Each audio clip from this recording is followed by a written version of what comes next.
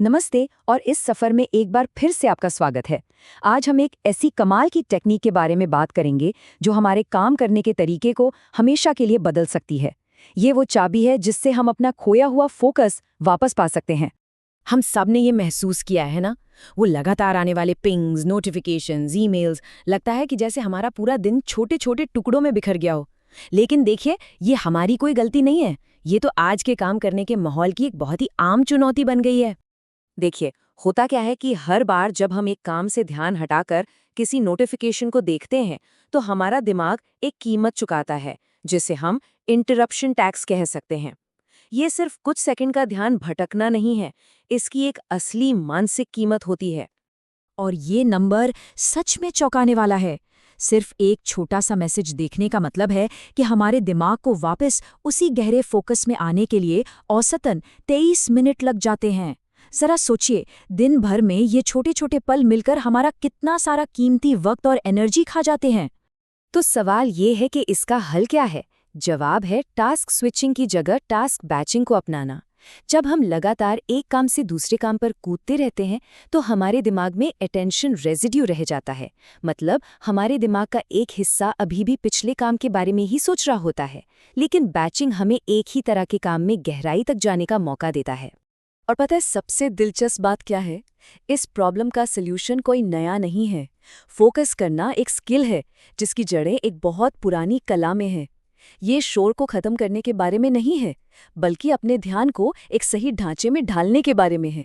और ये कला हमें भारत की एक अविश्वसनीय परंपरा में मिलती है, जिसे शतावधान कहते हैं। ये एक तरह से हमारे आज के काम के लिए एक बेहतरीन ब्लूप्रिंट है, जो हमें सिखाता है कि ध्यान को कैसे साधा जाए। नहीं, ये कोई जादू या कोई सुपर पावर वाली मल्टीटास्किंग नहीं है। ये जबरदस्त फोकस और कॉग्निटिव ग्रुपिंग का कमाल है। यानी जब दिमाग एक जैसे कामों को एक साथ रखता है तो वो मुश्किल से मुश्किल चीजों को भी आसानी से संभाल सकता है। तो ठीक है, अब आते हैं मुद्दे की बात पर। हम इस कमाल के आइडिया को अपनी रोज की जिंदगी में, अपने ऑफिस में कैसे लागू कर सकते हैं? चलिए इसे समझते हैं।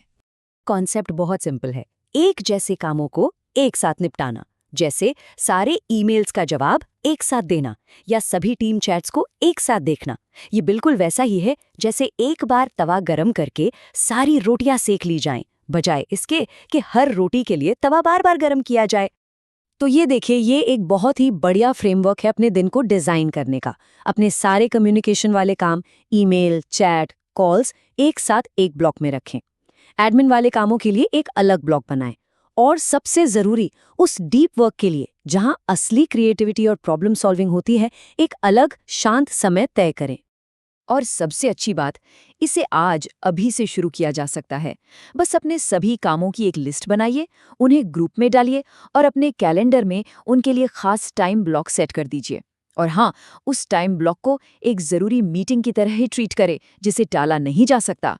और जब हम सच में इस तरह से काम करना शुरू कर देते हैं ना, तो जो फायदे होते हैं वो कमाल के होते हैं।